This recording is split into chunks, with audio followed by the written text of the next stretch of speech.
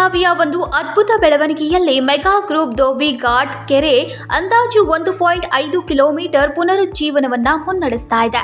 ಇದು ಸ್ಥಳೀಯ ಜಲ ಸಂರಕ್ಷಣೆಯ ಪ್ರಯತ್ನಗಳಲ್ಲಿ ಮಹತ್ವದ ಮೈಲುಗಲ್ಲನ್ನ ಗುರುತಿಸುತ್ತೆ. ಈ ಯೋಜನೆ ಫ್ಯಾಸ್ ಫೌಂಡೇಶನ್ನಿಂದ ಧೋಬಿ ತಲಾವ್ನಲ್ಲಿ ಹೊಸದಾಗಿ ನಿರ್ಮಿಸಲಾದ ಸರೋವರಕ್ಕೆ ನೀರಿನ ಹರಿವನ್ನ ಸುಧಾರಿಸುವ ಗುರಿಯನ್ನ ಹೊಂದಿದೆ. ಈ ಕುರಿತು ಪ್ಯಾಸ್ ಫೌಂಡೇಶನ್ ಅಧ್ಯಕ್ಷ ಡಾಕ್ಟರ್ ಮಾಧವ್ ಪ್ರಭು ಈ ಕುರಿತು ಹೆಚ್ಚಿನ ಮಾಹಿತಿಯನ್ನ ನೀಡಿದ್ರು. KNN ಸಿಟಿ ನ್ಯೂಸ್ ವೀಕ್ಷಕರಿಗೆ ನಮಸ್ಕಾರ. ನಾ ಡಾಕ್ಟರ್ ಮಾಧವ್ ಪ್ರಭು, ಪ್ಯಾಸ್ ಫೌಂಡೇಶನ್ ಅಧ್ಯಕ್ಷ. ನನ್ನ ಜೊತೆ ನಮ್ಮ ಸೆಕ್ರೆಟರಿ ಡಾಕ್ಟರ್ ಪ್ರೀತಿ ಕೋರೆ ಅವರಿದ್ದಾರೆ, ಸೂರ್ಯಕಾಂತ್ ಅವರಿದ್ದಾರೆ, ಹಾಗೂ ನಮ್ಮ ಡೈರೆಕ್ಟರ್ ಆದ ದೀಪಕ್ ಕೋಳ್ಕರ್ ಅವರಿದ್ದಾರೆ. ಪ್ಯಾಸ್ ಫೌಂಡೇಶನ್ದ ನಾವು ಸ್ಟಾರ್ಟ್ ಮಾಡಿದ್ದು 2016ರಲ್ಲಿ. ಈ 8 ವರ್ಷ ಆಗಿದೆ ನಮ್ಮ ಬೆಳಗಾವಿಯಲ್ಲಿ. 12 ಕೆರೆಯನ್ನು ಮಾಡಿದ್ದೀವಿ. ಬಾವಿಹಾಲ್, ಬೈಲ್ವಾಡ್, ಸುಳ್ಗ, ಕಿತ್ತೂರು ಅಂಥದ್ದು ಭಾಳಷ್ಟು ಕೆರೆಗಳನ್ನು ನಾವು ಮಾಡಿ ಅಲ್ಲಿ ಪುನರ್ಜೀವಿಸಿ ಅಲ್ಲಿ ನೀರಿಂದ ಕೊರತೆ ಇದ್ದಿದ್ದ ಸ್ಥಾನದಲ್ಲಿ ಭಾಳಷ್ಟು ನೀರಿನ ಸೋವೆ ಮಾಡಿದ್ದೀವಿ. ಈಗ ಸದ್ಯಗ ಈ ವರ್ಷ ನಾವು 4 ಪ್ರಾಜೆಕ್ಟ್ಸ್ನ ಕೈಗೊಂಡಿದ್ದೀವಿ. ಅದರಲ್ಲಿ ಇದು ಧೋಬಿ ಘಾಟ್ ಕೆರೆ, 2.5 ಎಕರ್ ಇದ್ದಿದ್ದ ಕೆರೆ ಇದೆ, 10 ಫುಟ್ ನಾವು ತೊಗೊಂಡಿವಿ. ಎರಡನೇದ್ದು ಗಜಪತಿ ಅಂತ ಊರಿದೆ, ಹಿರೇಬಾಗೇವಾಡಿ ಹತ್ರ. ಅಲ್ಲಿ ನಾವು 6.5 ಎಕರ್ ಕೆರೆಯನ್ನು ಮಾಡಿದ್ದೀವಿ. ಅದಲ್ಲದೆ ಖಾಸ್ಬಾಗ್ನಲ್ಲಿ ಒಂದು ಹಳೇದು ಬಾವಿ, ಅಂದರೆ 150 ಇಯರ್ಸ್ ಹಳೇದ ಬಾವಿಯನ್ನು ಪುನರ್ಜೀವಿಸಿ ಅಲ್ಲಿ ಈಗ ಸದ್ಯಕ್ಕೆ ಭಾಳಷ್ಟು ನೀರು ನಮ್ಗೆ ಸಿಕ್ಕಿದೆ.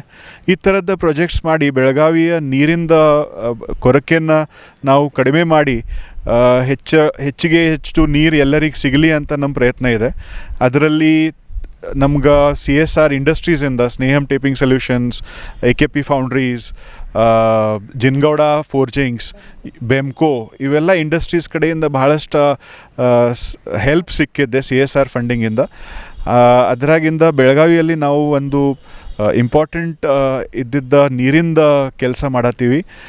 ನೀವು ಎಲ್ಲರೂ ಬಂದು ಸೇರ್ಕೋಬಹುದು, ನಮ್ಮ ಜೊತೆ ಕೆಲಸ ಮಾಡ್ಬೋದು. ಪ್ಯಾಸ್ ಫೌಂಡೇಶನ್ ಕಾರ್ಯದರ್ಶಿ ಪ್ರೀತಿ ಕೋರೆ ಮಾತನಾಡಿ, ಶಿಬಿರ ಪ್ರದೇಶದಲ್ಲಿ ನೀರಿನ ಕೊರತೆಯನ್ನ ನೀಗಿಸೋದು ಮತ್ತು ನಿವಾಸಿಗಳಿಗೆ ವಿಶ್ವಾಸಾರ್ಹ ನೀರು ಪೂರೈಕೆಯನ್ನ ಖಚಿತಪಡಿಸುವುದು, ಬಾವಿಗಳು ಮತ್ತು ಬೋರ್ವೆಲ್ಗಳ ನಿರ್ವಹಣೆ ಮತ್ತು ಪುನರ್ ಸ್ಥಾಪನೆಗೆ ಆದ್ಯತೆಯಾಗಿದೆ ಎಂದರು. ನಾನು ಡಾಕ್ಟರ್ ಪ್ರೀತಿ ಕೋರೆ, ಪ್ಯಾಸ್ ಫೌಂಡೇಶನ್ ಕಾರ್ಯಾಧ್ಯಕ್ಷ. ಈ ವರ್ಷ ನಾವು 4 ಪ್ರಾಜೆಕ್ಟ್ ಹೊಂದ್ಕೊಂಡಿದ್ದೀವಿ. ಅದರಲ್ಲಿ 2 ಕೆರೆ 2 ಬಾವಿ ಮಾಡ್ತಾಯಿದ್ದೀವಿ. ಇವತ್ತು ನಾವು ನಿಂತಿದ್ದ ಸೈಟ್ ಅಂದರೆ ಧೋಬಿ ಘಾಟದ ಕೆರೆ ಇದೆ.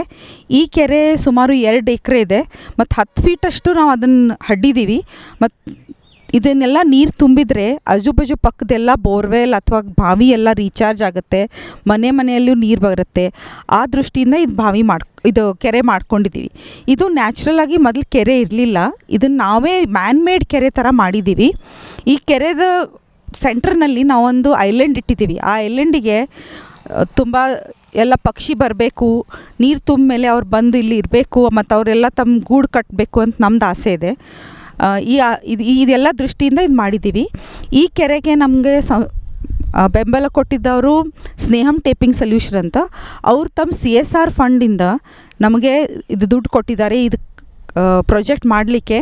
ಮತ್ತು ಅವರಿಗೆ ನಾವು ತುಂಬ ಥ್ಯಾಂಕ್ಫುಲ್ ಇದ್ದೀವಿ, ಅವ್ರು ಇದನ್ನೆಲ್ಲ ಕೊಟ್ಟಿದ್ದಕ್ಕೆ. ಮತ್ತು ನಾವು ಇದು ಮಾಡೋಕ್ಕೆ ಸಾಧ್ಯತೆ. ಆಲ್ಸೋ ಕೆಂಟೋನ್ಮೆಂಟ್ ಬೋರ್ಡ್ ಆ್ಯಂಡ್ ಬ್ರಿಗೇಡಿಯರ್ ಅವರು ನಮ್ಮ ಜೊತೆಗಿದ್ದಾರೆ, ಅದಕ್ಕೆ ಇದೆಲ್ಲ ಮಾಡೋಕ್ಕೆ ಸಾಧ್ಯ ಆಗಿದೆ.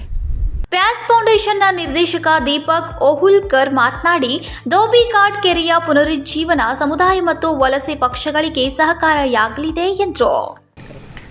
नमस्कार, मी दीपक ओहुलकर, मी पॅस फाउंडेशनचा डायरेक्टर आहे.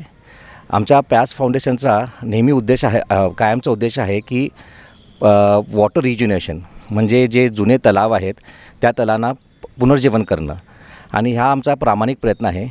पण ह्यावेळी मी फर्स्ट टाईम हा एक वेगळा लेख तयार केलेला आहे. आणि आजच्या काळामध्ये मला वाटतं सगळ्यांनाच माहीत आहे की पाण्याची गरज काय आहे, आणि ही सगळ्यांनी ओळखून आपण सर्वांनी असे प्रयत्न केले पाहिजेत. त्याचबरोबर आम्हाला जे CSR फंडिंग होतं, बेळगावच्या आजूबाजूंचे जे इंडस्ट्रीज आहेत, कंपनीज आहेत, त्यांचं होतं. मी त्यांचे आभार मानतो. त्यांच्या फंडिंगमुळे आम्ही ह्या गोष्टी करू शकतो.